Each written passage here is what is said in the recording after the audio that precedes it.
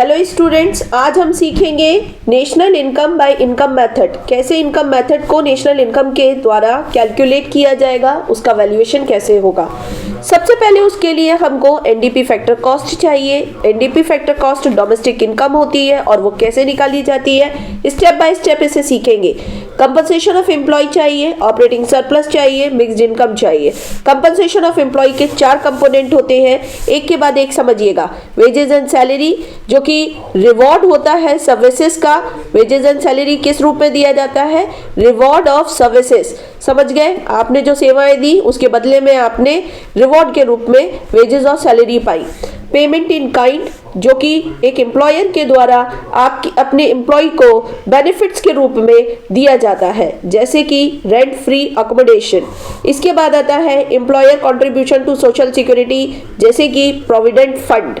इसके बाद आता है पेंशन और रिटायरमेंट। पेंशन और रिटायरमेंट को कंसीडर करेंगे हम, कंपनसेशन ऑफ एम्प्लॉय का एक कंपोनेंट माना जाता है। बट याद रखिएगा, यहाँ पर एक बहुत इंपॉर्टेंट एस्पेक्ट आता है, वो है रिटायरमेंट पेंशन के अलावा old age pension. Old age pension को कभी भी कंसीडर नहीं करना, क्योंकि ये वन साइडेड है, ये यूनिलेटरल है, ये ट्रांसफर इनकम है। इसके बाद हम लोग बात करते हैं ऑपरेटिंग सरप्लस की।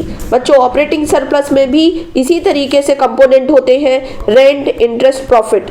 बेटा, अगर कभी भी आपको कंपनसेशन ऑफ एम्प्लॉय के ये कंपोनेंट दिए हैं और डायरेक्ट कंपनसेशन ऑफ एम्प्लॉय दिया है, तो इन पॉइंट्स को कभी भी आप कंसीडर ना करें, सीधे कंपनसेशन ऑफ एम्प्लॉय उठाएं।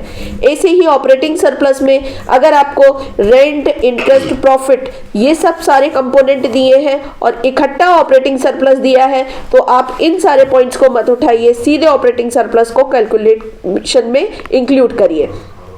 इसके बाद हमने कंपनसेशन ऑफ एम्प्लॉय भी समझ लिया, ऑपरेटिंग सरप्लस के भी कंपोनेंट समझ लिए। इसके बाद हमारे लिए बहुत इंपॉर्टेंट बात आती है, वो है प्रॉफिट के कंपोनेंट। प्रॉफिट के कंपोनेंट में डिविडेंड आता है, कॉर्पोरेट टैक्स आता है और अनडिस्ट्रीब्यूटेड प्रॉफिट आता है, जिसे आप मैनेजियल लैंग्वेज में बोल सकते हैं रिटेन अर्निंग। ठीक है बच्चों? और कॉर्पोरेट टैक्स जो है वो कौन देता है?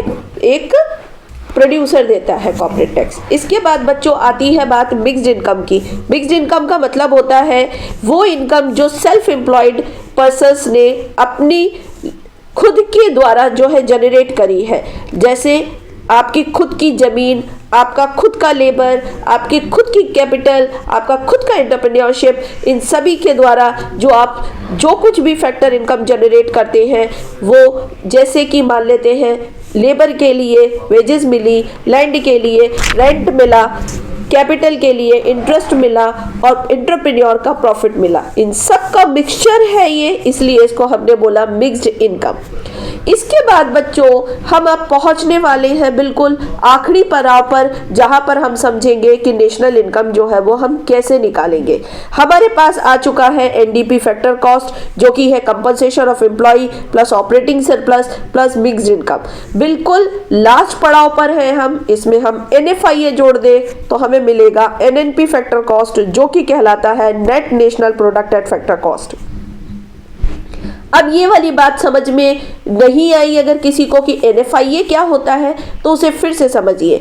एनएफआईए का मतलब होता है factor income earned by our resident from rest of the world. हमारे रेजिडेंट्स ने पूरी दुनिया में किसी भी देश से अगर कोई फैक्टर इनकम अर्न की है, उसमें से माइनस करिए factor income earned bye non resident in our domestic territory. हमारी डोमेस्टिक टेरिटरी के अंतर्गत जो भी ऐसे लोग हैं जो नॉन रेजिडेंट है और उन्होंने हमारे भारत के अंदर या हमारी भारतीय जो है वो क्षेत्रीय सीमा के अंतर्गत कोई भी डोमेस्टिक टेरिटरी का मतलब यहाँ पर ये वाली बात नहीं है कि सिर्फ जो है वो ज्योग्राफिकल बाउंड्री, ये एस्पेक्ट बहुत इंपॉर्टेंट है, इसे हम बाद में समझेंगे।